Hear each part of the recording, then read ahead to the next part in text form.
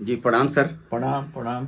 अ, आज मैं सुबोध सिंह शिवगीत पुनः अपने गुरुदेव डॉक्टर केपी शर्मा सर के यहाँ आया हूँ कि सर ये जो राजनीतिक गतिविधियां चल रही हैं इन्हीं बीच आज यूनिवर्सिटी में जब मैं था विनोबा यूनिवर्सिटी में तो दिनकर की दो पंक्ति सामने आई कि पाते हैं सम्मान तपोबल से भूतल पर शूर, यानी इस जमीन में धरती पर अपने तप से जो वीर लोग होते हैं वो सम्मान पाते हैं कि पाते हैं सम्मान तपोबल से धरती पर भूतल पर सूर, जाति जाति का शोर मचाते केवल कायर क्रूर। जात जात की बात जो कायर होते हैं, जो कमजोर होते हैं, वही करते हैं। सर 1952 में रश्मि रथी में दिनकर ने लिखा कि तपोबल से जो वीर लोग होते हैं वो धरती पर सम्मान पाते हैं और जो कमजोर और कायर क्रूर होते हैं वो जाति जाति की बात करते हैं। तो टीवी खोला तो देखता हूं कि राहुल गांधी जी जाति जनगणना की बात कर रहे हैं, तो आर्थिक सर्वेक्षण जातियों का करवाने की बात कर रहे हैं, तो कभी वर्ग की बात हो रही है, तो कभी वर्ण की बात हो रही है, सवर्ण इधर अवर्ण उधर, काला इधर गोरा उधर। कितने महान थे सर दिनकर कि आज से लगभग 70 साल पहले बताए थे कि जो तप वाले होंगे, जो वीर होंगे, वो अपने तपोबल से धरती पर सम्मान पाएंगे और जो कायर क्रूर होंगे वो जात पात की बात करेंगे। सर ये जाति पाति के बारे में सोचिए कि आज़ादी के तुरंत बाद 52 में दिनकर ने ये लिखा और आज देख रहा हूं कि 2024 के चुनाव भी जाति पाति को लोग उठा रहे हैं। आप दिल्ली में लीजिए तो, दक्षिण भारत में लीजिए तो, हजारीबाग में लीजिए तो कि फलना जाति उधर जा रहा है, फलना जाति उधर जा रहा है। कितने महंत हो गए हैं। कल तक जब सत्ता में थे तो अपना परिवार सूझता था और आज उनको सवर्ण सूझ रहे हैं, तो राजपूत सूझ रहे हैं, तो कायस्थ सूझ रहे हैं, भूमिहार सूझ रहे हैं, कोयरी सूझ रहे हैं, कुर्मी सूझ रहे हैं। सर कल तक अपने बेटे की गद्दी के लिए तो ये सारी बातें नहीं हो रही थी। आज राजपूत क्या करेगा, कायस्थ क्या करेगा। सर किसी का जाति का ठेका कोई ठेकेदार हो गया सर, ऐसा तुमको नहीं लगता है? दिनकर की इस पंक्ति पर आपको क्या लगता है सर? देखिए, ऐसा है कि कभी हमेशा भविष्य दृष्टा होता है, युग दृष्टा होता हाँ है। युग दृष्टा और भविष्य दृष्टा भी होता है जी। और वो दूर की सोचता है। कवि के बारे में कहा गया है कि 100 वर्ष आगे सोचता है, 1000 वर्ष आगे सोचता है। एकदम जिंदा है सर आपके सामने। हाँ, तो आप देख रहे हैं दिनकर जी ने उस समय महाभारत के काल का में जो उदाहरण उन्होंने दिया है रश्मि रथी में, और किसके बारे में लिखा? जिसको समाज ने उपेक्षित, कर्ण के बारे में। तो अब आपको लगता है कि अभी चुनाव का समय है, आप कहीं से फिर जात पात सुन लिए हैं। हमारी जात को लोग भटका रहा है सर। तो ये जो है, क्या राजपूत जात सबसे कमजोर है, सबसे नासमझ है क्या? नहीं सर, अभी हम झुमरा गए थे एक दिन। सच कहें तो हमारे समाज का लोग बहुत सहनशील है। उनको बहकाने का प्रयास किया जा रहा है, घर घर फोन किया जा रहा है कि राजपूतों का टिकट पीएन सिंह का काट दिया धनबाद, तो सुनील सिंह का काट दिया चतरा, और हमारे समाज के लोगों ने कहा कि हम सहनशील लोग हैं। ये सूर्यवंशी होना कोई आम बात नहीं है। तो सर ये धैर्य की बदौलत आप देखिएगा, गांव में एक घर राजपूत है, वो भी पूरे गांव के जन समर्थन और सहानुभूति की बदौलत वो गांव को नेतृत्व करता है। तो इसका कारण उसकी ईमानदारी है सर, और वो ईमानदार कौम आज मोदी जी का साथ छोड़ देगा, ऐसा नहीं हो सकता सर। और जाति पाति की बात लोग बहकाने का प्रयास जरूर कर रहे हैं, मगर हमारा समाज इतनी आसानी से बहकने नहीं वाला है। यहाँ तक कि 10-20 नौजवान कुछ कर सकते हैं, वो तो हर दल में हर जगह होते हैं, मगर 2024 के चुनाव में मोदी जी के खिलाफ कोई बुद्धिजीवी खड़ा हो जाए ये संभव नहीं है। बल्कि हमारे जाति के ही लोगों ने झुमरा में कहा कि हजारीबाग में जो मेडिकल कॉलेज है ये मोदी जी की देन है। हजारीबाग में वंदे भारत सिंगल लाइन पर चल रहा है, मोदी जी की देन है। आज गांव गांव में जल नल है, ये मोदी जी की देन। ऐसी स्थिति में राम मंदिर बना, काशी कॉरिडोर बना, महाकालेश्वर कॉरिडोर बना। ऐसे में सर मोदी जी का लोग साथ छोड़ने के लिए तैयार नहीं। बल्कि वर्तमान में तो एक और चर्चा सुने सर, जुमरा में लोग कह रहे थे कि अभी जो विपक्ष के उम्मीदवार हैं बड़े दावेदार, उनके परिवार की करनी से आज भी जो है कई गांव ऐसे हैं जो प्रताड़ित हैं। आपको टाटी झरिया के पास एक बाबू लोग का गांव है दुधमनिया में ऐसे 25-30 साल पहले जो घटनाएं घटी थी, तो अभी जो जाति पाति करके उनको समर्थन दिलाने का प्रयास कर रहे हैं, वहां के बाबुओं के साथ क्या किया गया था हमारे अभी जो प्रत्याशी बने बैठे हैं उनके परिवार के द्वारा, या जो प्रत्याशी बने बैठे हैं कोडरमा के उनके परिवार के द्वारा, उसको हमारा समाज भूलेगा नहीं सर। तो न ऐसी घटनाओं को भूलने वाला समाज है, और न मोदी के इतने बड़े कर्म और कर्तव्य को, कि जिसके लिए हजारों क्षत्रिय कट गए राम मंदिर के लिए, वो राम मंदिर बना है आज। और आज हम मोदी विरोधी हो जाएं, राम विरोधी हो जाएं, जो राम को लाए हैं हम उनसे विमुख नहीं हो सकते हैं। ऐसा हमारे समाज के 90% लोगों का सोचना है। अब बाजार में बोलने वाले, कहने वाले, घर घर में कनफूकी करके बिगाड़ने वाले घर फोड़वा तो बहुत होते हैं, मगर घर फोड़वा लोग से घर नहीं फूटता है, ये हम आश्वस्त करेंगे सर। क्योंकि हमको राजपूत होने का गर्व है, हम जिस समाज में पैदा हुए वो बेईमान नहीं है और सहनशील है सर। आज 200 जातियों का समन्वय मोदी जी के साथ है। आज हमको 10 साल 20 साल मिला धनबाद में, हजारीबाग में, इस बार नहीं मिला, फिर मिलेगा। हम वादा करते हैं कि अगर हमारी सहनशीलता बर्दाश्त रहे तो मिलेगा। और फिर बहुत सारे समाज के लोग हैं जिनको नहीं मिला प्रतिनिधित्व, उनको मिलेगा तो हम साथ देंगे सर। कल हम उसका साथ लिए, आज हम उसका साथ कैसे छोड़ देंगे? हम जिस पत्तल में जिस सहयोग को लिए हैं उस सहयोग के खिलाफ नहीं जा सकते हैं, ऐसा हमको लगता है सर। अभी तो घूम रहे हैं इधर, घाटोटो गए, तो आपको क्या लगता है कि हमारा क्षत्रिय समाज के आदमी नाराज हो गए? कैसे नाराज हो जाएंगे? क्या कारण है? देखिए सुबोध जी, आप दुखते हुए नस पर जो है आपने उंगली रख दिया है। अभी मैं कोल बेल्ट से जन जागरण करके आ रहा हूँ। हाँ, इधर तो 2-3 दिन 2-3 दिन से जन जागरण कर रहा हूँ। मैं 2 तारीख से जन जागरण कर रहा हूँ। कहाँ गए सर? हम कहाँ नहीं गए, हम बिशुनगढ़ गए, हम घाटो गए, हम घुटुआ गए, पतरातू गए, बड़का गांव गए, सब जगह हम सदर प्रखंड हजारीबाग गए, दारू गए, झुमरा गए, सब जगह मैं घूम कर गया। आपने जो अभी बात कही है ना, बिल्कुल जात जात का शोर मचाते केवल कायर क्रूर। अपने जिन लोगों को एक महानुभाव हजारीबाग के जो अभी कहते हैं कि मैं जो है चाणक्य हूं, वो व्यक्ति किसी जाति विशेष को टेलीफोन पर्सनली कर रहे हैं कि तुम जो है सो ऐसा बगावत करो, ऐसा बगावत करो। मैंने कान भरने का काम कर रहे हैं। उन्हीं लोगों ने मुझे बताया। क्या बताया सर? उन्हीं लोगों ने बताया सर ऐसा ऐसा टेलीफोन आया था, लेकिन हम आपके साथ हैं, आप मीटिंग बुलाइए, आपको कोई खर्च करना नहीं रहे पड़ेगा, प्रत्याशी को बुलाइए, हम लोग शपथ लेकर के बोलेंगे कि हम लोग भारतीय जनता पार्टी को वोट देंगे। आप सोच सकते हैं कि जिनको ये टेलीफोन करते हैं वही लोग हमको ये बात बताते हैं।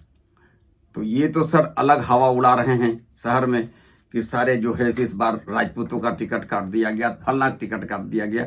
तो सर ये कल तक बीजेपी में थे, हालांकि बीजेपी के तो हैं नहीं, ये जनता पार्टी से चंद्रशेखर का साथ छोड़ के आए। आज गजब स्थिति है सर कि जो बचपन से संघ का रहा, बीजेपी का रहा, ये बताइए बाबूलाल जी बचपन से कहाँ थे? विश्व हिंदू परिषद, भारतीय जनता पार्टी। बचपन में स्वयंसेवक थे, विद्यार्थी परिषद में थे। महावीर विश्वकर्मा कहाँ थे? महावीर विश्वकर्मा तो फाउंडर जनसंघ के, आरएसएस के सारे लोग, ये लोग रहे। केपी शर्मा विद्यार्थी परिषद से लेकर शंकर चौधरी, भाजपा, सब ये लोग, सुबोध सिंह, सारे लोग जो है। तो ये बताइए सर, विजय वर्मा, सारे ये लोग तो जो बचपन से संघ में रहा, बीजेपी में रहा, ठीक है। 2004 में इन्हीं लक्षणों से यही जो लोग आए जनता पार्टी से चंद्रशेखर की थाली में मजा लेके और भाजपा के ओरिजिनल हो गए, और ओरिजिनल लोगों को जब सताने लगे तो भाजपा में बगावत का नाम एक विरोध हुआ जो 4 आपके सामने है। तो जिन ओरिजिनल लोगों को इन्होंने दबाया वो आज ओरिजिनल हो गए। जनता पार्टी से चंद्रशेखर के साथ मजाई खाने के बाद, आईएएस की नौकरी छोड़ने के बाद, जनता पार्टी का मजा लेने के बाद आए भारतीय जनता पार्टी में, वो हो गए ओरिजिनल। और जो बाबूलाल मरांडी, जो केपी शर्मा, जो महावीर विश्वकर्मा यहाँ बीज पौधा रोप के यहाँ तक बढ़ाया, वो बाहरी लोग हो गए। अगर आप लड़े थे सर तो क्या लगता है वो घर की लड़ाई थी कि आप लोग किसी दूसरे दल से जाके मिल गए थे? आपको मैं सुबोध जी मैं याद दिला दूं जी कि जसवंत बाबू मेरे रहते भारतीय जनता पार्टी पर कब्जा नहीं कर सके थे। क्या किए? उन्होंने कहा कि केपी शर्मा जब तक भारतीय जनता पार्टी में रहेगा तब तक मेरी चलती नहीं रहेगी। पार्टी तो से 2004 में इन्होंने हमको पार्टी से निष्कासित करवा दिया, ओवरनाइट, तो रातों रात। तो ये बगावत करना सर, विरोध करना, क्योंकि हमारा हक कोई जनता पार्टी से आके छीन ले, तो छीनता हो स्वत्व कोई और तुम त्याग तब से काम लो, यह पाप है। तो निश्चित है कि विरोध हुआ होगा। बाबूलाल मरांडी भी मुख्यमंत्री से प्रदेश राष्ट्रीय उपाध्यक्ष बना दिए गए, तो वो विरोध था। मगर आप लोग किसी दूसरे दल में नहीं गए, अपने दल का विरोध किया और फिर वापस अपने दल में आए। तो ये बाहरी हुआ या दूसरे दल से आए, फिर यहाँ का मलाई चावे और फिर आज बाहरी हो गए, वो बाहरी हुआ। अब मैं फिर आपको एक बात बता देता हूं, बाबूलाल मरांडी को मुख्यमंत्री से किसने हटाया, किसने हटवाया? यही जसवंत सिन्हा ने हटवाया था। आपको नहीं पता है कि भेड़ा सिंह की मृत्यु के बाद बाई इलेक्शन रामगढ़ में हुआ था, और उस बाई इलेक्शंस में जसवंत सिन्हा ने, ऐसा आरोप है, ऐसा हमको लोगों ने बताया कि जसवंत सिन्हा ने अपनी वाइफ को चीफ मिनिस्टर बनाने के लिए बाबूलाल मरांडी को उपचुनाव हार जाए, इसके लिए पूरा जो है इन्होंने इंस्ट्रक्ट किया था लोगों को। आज लोग को कहा जा रहा है कि ये जो जमीनी लोग थे, जो जीवन में कभी भाजपा से किसी दूसरे दल में नहीं गए, ठीक है अपना दल बना लिया, सत्यम जयते फ्रंट, झारखंड विकास मोर्चा, मगर विरोध के बाद पुनः वापस कहाँ आए? नरेंद्र मोदी का जब आंदोलन शुरू हुआ तो ये संघ विचार के लोग सब वापस आए। आज कहा जा रहा है कि ये बाहरी लोग को टिकट दे दिया। अरे भैया, अपने घर वालों को अपने बर के नीचे कर दिया था और बर वाले घर में आ गए थे। तो जो झारखंड में कहावत है कि घर वाला बर में, बर वाला घर में, तो ये घर वाले को बरतर कर दिए थे और बर वाले घर में आ गए थे। तो फिर नहीं, बहुत सारी बात मालूम है। ये महावीर लाल विश्वकर्मा ने जब हमको पार्टी से निकालवा दिया जसवंत सिन्हा ने, तो शंकर चौधरी, महावीर लाल विश्वकर्मा ने कहा, आपको सुबोध सिंह, इन लोगों ने कहा कि जब ऐसे आदमी जिसने पार्टी खड़ा किया उसको ही पार्टी से निकलवा दिया है, तो इसी व्यक्ति को हम लोग पार्टी से चुनाव हरा देंगे। आपको याद है सर, विधानसभा हम लोग लड़े, लोकसभा महावीर जी लड़े। नहीं, लोकसभा में जसवंत सिन्हा क्यों हारे? जब ओरिजिनल भाजपाई को इन्होंने तंग किया, उनको पार्टी से निष्कासित किया, तो ओरिजिनल भाजपाइयों ने क्या किया? आज तो कहा जा रहा है कि हम ही लोग ओरिजिनल भाजपाई थे, और बल्कि अभी तो कुछ लोग इस्तीफा दे रहे हैं सर। अरे भाई, जो जसवंत सिन्हा के पॉकेट के आदमी हैं, जो उनके साथ आए हैं, जो उनके इंटरेस्ट को प्रोटेक्ट करने के लिए साथ आए हैं, मैंने सांसद प्रतिनिधि बन के रहने के लिए, मलाई चावने के लिए। कुछ जो जेन्युइन भाजपाई भी हैं, उनको कान भरते हैं, डेली टेलीफोन कर रहे हैं। आज सुनिए, इस उम्र में व्यक्तिगत आदमी को टेलीफोन करके बरगला रहे हैं कि तुम ऐसा करो, ऐसा करो। जिसको ये कहते हैं वो मुझको बताता है। तो ये तो स्थिति है। मगर सर एक बात हमको भी बताते हैं, जो हम घूम फिर के देख रहे हैं कि सर जो जमीन से जुड़ा हुआ भाजपाई है वो कभी नहीं छोड़ेगा। ठीक है, इनके साथ आने से लाभ हानि लेने का मामला, सांसद प्रतिनिधि, प्रखंड प्रतिनिधि बन के जो लोग लाभ लिए थे, वो तो इनके दबाव में मालिकाना हक इनका चलेगा। मगर जिसका रिश्ता संघ से या भाजपा से, हमको नहीं लगता सर कि ये इस्तीफा देने वालों की लिस्ट में कभी कोई आदमी नहीं छोड़ रहा है, और जिसने छोड़ा भी है वो ने उसने कहा कि हमसे बरगला के हमसे इस्तीफा ले नहीं, हम कोई दूसरा दल ज्वाइन नहीं करेंगे। ये भी लिखा है कि हम लोग कोई दूसरा दल ज्वाइन नहीं करेंगे। नहीं, ठीक है, ये लोग क्या कहेंगे, ये हम लोग उसमें कुछ नहीं कहना है। जो जेन्युइन भाजपाई है वो भाजपा नहीं छोड़ेगा, भाजपा के साथ रहेगा। तो ये चारों तरफ घूमने के बाद आपको सर क्या लगा कि ये जाति पाति की राजनीति हजारीबाग में चलेगी? देखिए, जाति पाति की राजनीति पूरे देश में है और इसने डेमोक्रेसी को कमजोर कर दिया है। आज 12% या 10% आबादी वाला लोग देश के ऊपर शासन कर रहा है।